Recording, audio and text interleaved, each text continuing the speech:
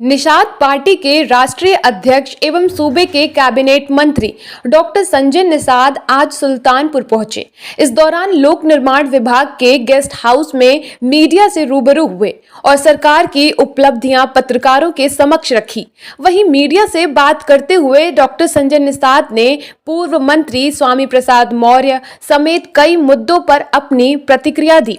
स्वामी प्रसाद मौर्य पर उनका कहना था कि जिसको भारत नहीं पसंद है वो भारत से चला जाए। इंडिया अंग्रेजों का दिया हुआ नाम है, ब्रिटिश इंडिया था, भारत हो या महाभारत वृहद भारत मतलब अशोक का भारत है, तो इसको और क्या कहा जाएगा। निशाना साधते हुए स्वामी प्रसाद मौर्य के मुद्दे पर उन्होंने कहा कि बसपा से भाजपा से सपा में गए राजनीति में सबको मर्यादित रहना चाहिए। सभी इसी देश के हैं, सब भारत के नागरिक हैं। जब बसपा में थे तो उसकी विचारधारा छोड़कर भाजपा में आए मंत्री रहे, रसमलाई खाए, सपा में चले गए। अगर आगे उनकी मानसिकता बदलती है तो आगे शीर्ष नेतृत्व फैसला लेगा। पीलीभीत से सांसद वरुण गांधी का नाम लिए बगैर ही उन पे प्रतिक्रिया देते हुए उन्होंने कहा कि सभी सांसदों को मर्यादित रहना चाहिए। संसदीय दल की अपनी बैठक होती है, चर्चा होती है, जिसमें सांसदों को अपनी बात कहनी चाहिए। अगर उसके बाहर कोई बात कहता है तो वो अपनी राजनीति कर रहा है। तो वो एक्शन व्यक्ति क्या है। टिकट मिलेगा उन्हें कि नहीं? देखिए, वो तो शीर्ष नेतृत्व का काम है बोलना किसी का। निश्चित रूप से आदमी को मर्यादित रहना चाहिए।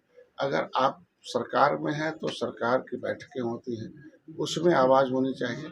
और कैबिनेट में जिस तरीके से हम लोग मंत्री हैं तो अपनी सरकार के कार्य योजना को, सरकार के कामों को हम लोग कैबिनेट बैठ के चर्चा करते हैं। जैसे कल कैबिनेट बैठा होगा, किसी मंत्री की कोई बात होती है, मुख्यमंत्री के सामने रखा जाता है, उस पर पहल होता है। तो इससे विधायकों की और सांसदों की बैठक होती है। तो संसदीय बैठक जब होती है तो उसमें सांसदों को अपनी बात रखनी चाहिए। अगर बाहर कोई बयानबाजी करता है तो माना जाता है कि वो अपना राजनीति अलग से काम कर रहा है और उसके बारे में बता पाएंगे।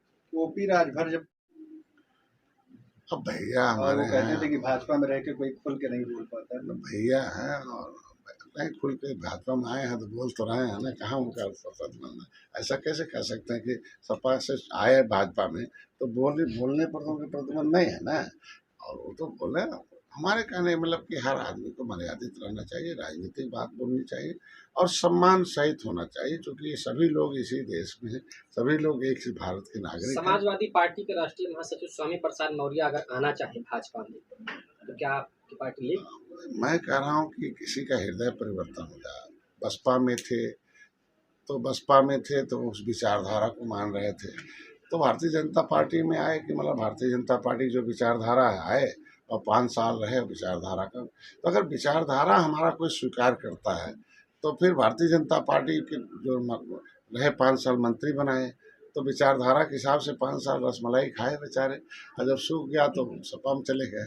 अब वहाँ सूखा हुआ तो अब जो भी है, अगर वो विचारधारा में परिवर्तन लाते हैं तो निश्चित रूप से शीर्ष नेतृत्व का काम है, कौन आता कौन नहीं। हमारी समाज, हमारी पार्टी तो सबको स्वागत करती है। 24 के चुनाव पर क्या इतिहास से प्रेरणा मिलती है, प्रेरणा से जागृति होती है, जागृति से सोच और सोच से संगठन बनते हैं और संगठन से शक्ति होती है। तो हम लोग का ये भारत गौरवशाली इतिहास रहा। जागृत में दोस्त कौन है, दुश्मन कौन है, किस तरीके से देश पर कितने हमले हुए, किस तरीके से अर्थव्यवस्था चौपट की गई है, कैसे इस भारत को कहाँ पहुँचा दिया गया था। मोदी जैसे हैं कि आज देखो G20 का नेतृत्व हो रहा, 20 अमीर देशों में हम एक शुमार में अध्यक्षता कर रहे हैं और दुनिया में एक पहचान भारत की बन रही है। कि हम लोग सौभाग्यशाली हैं कि कहाँ अंग्रेजों मुगलों ने मिटा रखा था और पिछली सरकारों ने भी कोई कसर नहीं छोड़ा था। तो आज G20 का नेतृत्व में हम अगर मेज़बान हैं और दुनिया के शक्ति में जो हम लोग माननीय मोदी जी के नेतृत्व में 39 पार्टियों ने तय किया है, 5 एजेंडे तय किए कि पहला कि हम अर्थव्यवस्था को 5वें से तीसरे नंबर पर लाएंगे इस बार। दूसरा, जो गरीब कल्याण योजनाएं हैं उसे हम धरातल पर पहुंचाएंगे।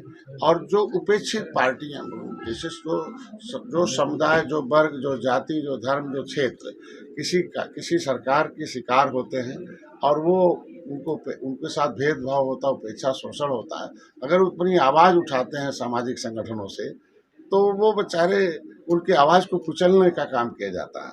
आवाज़ दबाई जाती है सरकार की पावर से, तो वो फिर राजनीतिक दल बनाते हैं कि पॉलिटिकल पावर से अगर उनकी आवाज़ बनाई जाती है तो पॉलिटिकल पावर में राजनीतिक दल बना लेते हैं।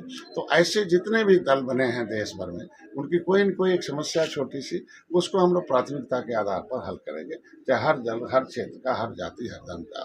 तीसरा, हम भारत को फिर से समृद्धशाली बनाएंगे, फिर से ताकतवर बनाएंगे, फिर से सोने की चिड़िया बनाकर हम इसे काम करेंगे और भारत को फिर विश्व गुरु बनाने के, सोने के विश्व गुरु के रूप में पहचान दिलाने के लिए काम करेंगे। उसके लिए नेतृत्व मोदी का होगा। 39 पार्टियों ने हम लोग तय कर रखा, मोदी के नेतृत्व में उनके विकास के ऊपर चुनाव लड़ेंगे। हम लोग अपने काम के ऊपर लड़ेंगे और शांति के नाम पर लड़ेंगे कि हम लोगों ने क्या शांति दी है, क्या व्यवस्था दी। इंडिया बदल के